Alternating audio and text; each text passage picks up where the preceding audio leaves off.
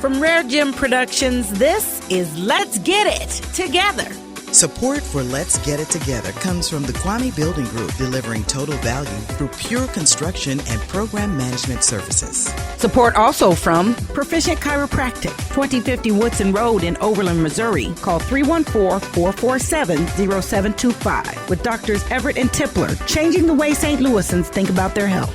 In the classroom, grab a notepad. Today we meet the fantastic Stan Brock, 78-year-old Brit, inspiring Americans to help each other. From the get-go, when I formed this organization here in the United States back in 1985, there were two principles.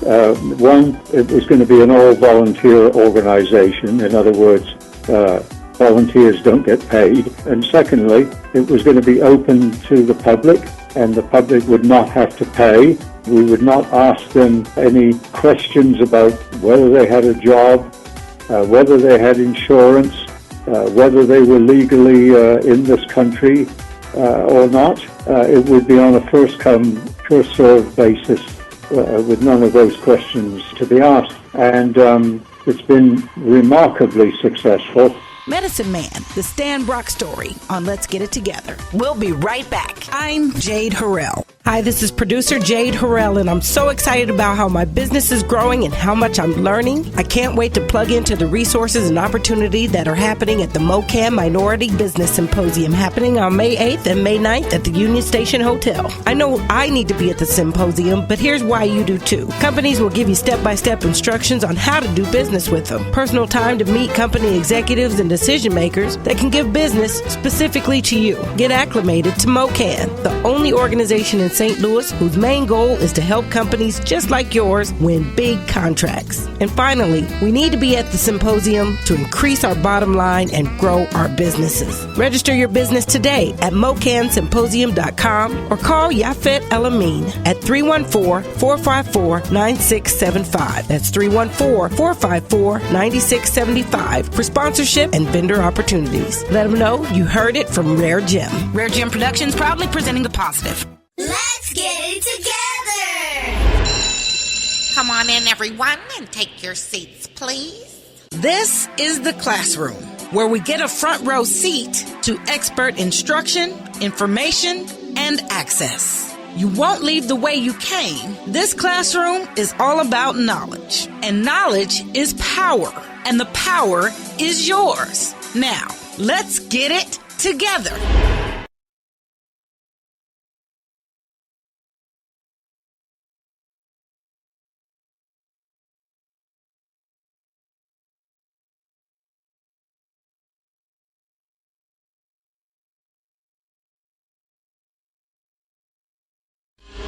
From the get-go, when I formed this organization here in the United States back in 1985, there were two principles. One, it was going to be an all-volunteer organization. In other words, volunteers don't get paid. And secondly, it was going to be open to the public, and the public would not have to pay. We would not ask them any questions about whether they had a job, whether they had insurance, whether they were legally in this country or not. It would be on a first-come, first-served basis with none of those questions to be asked. And it's been remarkably successful.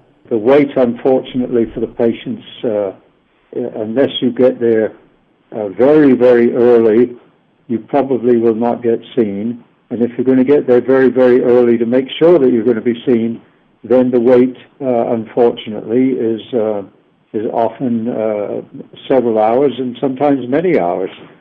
This is self-regulating, really, in that the number of people that come to these events that really could afford to go to their regular dentist or their regular doctor is such an infinitesimal number of people like that to be not worth considering. And so it continues to be free and open to anybody that's willing to wait in line.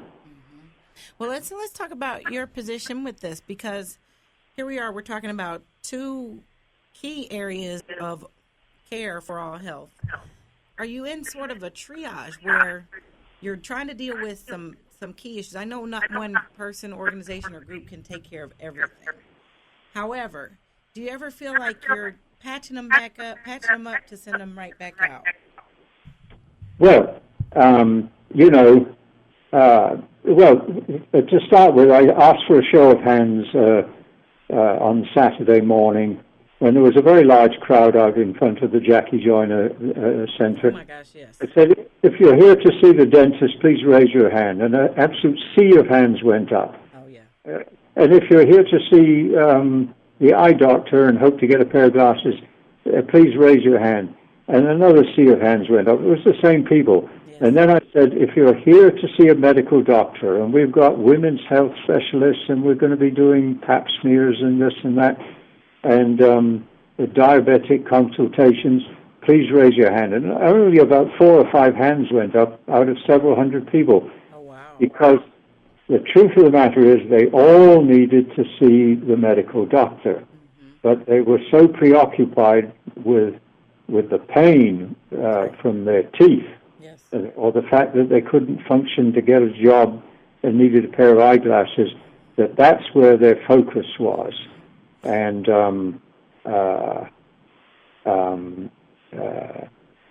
but they all needed to see the medical doctor as well. But they had to prioritize their pain.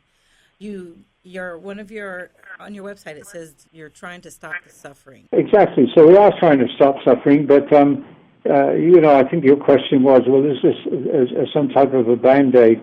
But if you've got, it is a Band-Aid in a way, but for the individual, and we did some full mouth extractions there, people that hadn't been to the dentist in decades, and their health was suffering from it. Now, when those good volunteer dentists removed those bad teeth and stopped effectively that infection that had been going into those people's systems for all those years, that was a life-changing experience. That's right. If not a life-saving experience. And we did see people, there were several people that had life-threatening problems, either excessive hypertension or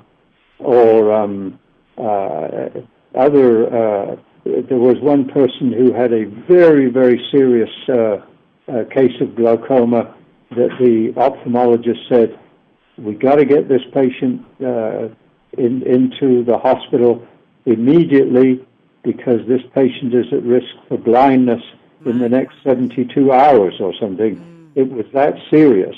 And the only way that they knew that was by the examination that the ophthalmologist at this event last weekend had performed on that patient. So that patient, I hope, we certainly sent him to the hospital. Hopefully that patient's eyesight will have been saved by this weekend event. And so it's not a Band-Aid for somebody in that category, that's for sure. It was certainly life-saving in that case. But life-changing gives them the best chance to succeed. What was the ultimate outcome of this weekend here? Well, the number of patients subject to, this is the preliminary count. There were 924 patients. Wow. The number of services provided was 1,105. In other words, some of those 924 patients got more than one service. Right. Now, the value of the care delivered, based on very conservative costs, not the sort of costs that you would pay if you went to a doctor's office. In other words, our figures are a lot more conservative. The value of care delivered to those 934 people was worth $304,000. Oh my! Oh. We made 456 pairs of eyeglasses. Mm-hmm. That's practically half of those you saw. Yeah, right. And 9.8% of the patients were children. It's very important then that we bring Paul into the conversation. Paul is the director of The Medicine Man, the Stan Brock story. Paul, What brought you to this project, and what have you discovered? Hi there. Thanks for having me. I am delighted to have you. Well, I've always had an interest in social issues in my own country and in America. I mean, maybe your viewers need to know that in Britain we have a lot of current affairs and news about America. We consume a lot of American culture, so we do have some idea of things that are happening here. We have known for many years that the American healthcare system has some problems, that it's not servicing everybody in your society. That's very interesting to us as British people because we have free universal healthcare, which is totally unpaid for at the point of access by any patient. So it's actually a really interesting sort of contrast to us to see a system where it's largely services are largely provided by companies who are financed through various and quite complicated schemes, I would say, compared to what we're used to. So I had an interest. And then I read an article all about Stan in the Sunday Times. And I thought this was absolutely fascinating. Here was a way of looking at the healthcare situation, but through the life of a man, through a much more personal and kind of emotional connection. And I thought, well, this is going to make a fantastic film. Yes. I think people are probably a little bit fatigued about the healthcare issue. There's been so much coverage. There's been many films. You know, Michael Moore did a film called Sicko and so on. So I thought, well, here's a way of looking at this issue through somebody's life, through a narrative, through characters, and in particular, Stan, of course. Mm-hmm. But then when you actually see him with the people, what will we learn from what you capture, and what have you captured? Well, we filmed a clinic in Sacramento, this clinic here in East St. Louis. We've interviewed Stan, we've interviewed a lot of the people from the past, and we've got more to do. We've followed Stan around at work in his office back in Tennessee. We've actually managed to capture the development of the organization as it's grown from a smaller premises to a much larger, newer premises. But the question of what filming Stan at work reveals, I think the answer to that is it reveals his total commitment, how he's incredibly driven, incredibly focused, almost like a sort of medical monk, if I might say. He has, it seems that he's devoted his whole existence to just performing this service for others. Exactly. I'm not sure I can tell you exactly what makes Stan tick. Right. That's something that's a kind of work in progress. I can say this, that when Stan is in a clinic, he absolutely comes alive. It's like electric. He feeds off the enthusiasm of the patients, and the patients feed off his presence. So it's this benevolent cycle that begins to happen. And it's quite moving to be there. It's first of all moving to be there and realize there are so many people who are suffering. The building is just full of people who are hurting. And he's been in huge buildings, huge spaces, huge places, totally filled with persons in need. I was so glad to be able to interact with the people that were waiting and bring some joy and smiles to them as well. But Stan, your whole life, do you feel like you've given up your life for this? Well, no, of course not. This is all that I do, but it's a very, very broad canvas. Since we're performing services here in the United States, but we've got operations in South America where all of this idea began. Back in the 1950s and the 1960s, and so it is such a formidable task that there's never a dull moment. And but you know what? It's fun helping people. Yes, it is. The volunteers, of which there were several hundred this last weekend up in East St. Louis, the number of volunteers that came up to me and to our other RAM people and voiced their joy at having been there and how much they got out of it. Yes. It's second only to the patients who came up to us in large numbers, are just so grateful for the services that were performed. Yes. So who would not want to continue doing this kind of work when you've got that kind of support from your fellow volunteers and the patients? Exactly. And I think that would answer the question of what makes you tick. What do you want us to learn from your life story? Well, I don't seek to suggest that people derive anything from it, except that helping others is fun. Yes. And but you know, a British newspaper once wrote about me and said that Stan Brock, his conservative beliefs were something like 90,000 miles to the right of Attila the Hun. Well, my answer to that is yes. I think I am a conservative person. Grew up in that kind of an atmosphere and in that era of conservatism and World War II and so forth. But even Attila the Hun, I'm sure, had some compassion.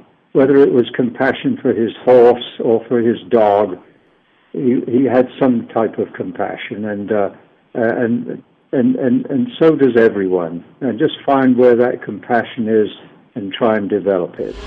Former star of Mutual of Omaha's Wild Kingdom, who drew over 30 million viewers every week as he invited them on adventures around the world. Now Stan, founder and president of Remote Area Medical, invites you on a new adventure. Share in his mission to prevent pain and alleviate suffering by providing free quality health care to those who cannot afford it. You can learn more at ramusa.org and the film Medicine Man, The Stan Brock Story. Learn more at medicinemanstanbrock.com. Spread the word, share the news. Donate and volunteer in this community good. Let's Get It Together is made possible by the grace, mercy, and provision of our God. Each day, try Him, trust Him, and learn more in the Bible each day. Make Let's Get It Together your access to information, education, and opportunity. Subscribe to the podcast. Find information about our guests, news, notes, and video are ready for you at LGi2.com. That's LGi2.com. This week, get a fresh new outlook. Let's get it together. Be inspired, informed, encouraged, and entertained. Let's get it together. In the classroom each day at 10 a.m. Information, access, and opportunity. Let's get it together. Special thanks to Selena J. Anthony Wise, Robin Boyce, Al McDonald, the RareGem family, Harold, Clear Channel Radio, and Christopher Harrell. Support for Let's Get It Together comes from the Kwame Building Group, delivering total value through pure construction and program management services. From RareGem Productions, this is Let's Get It Together.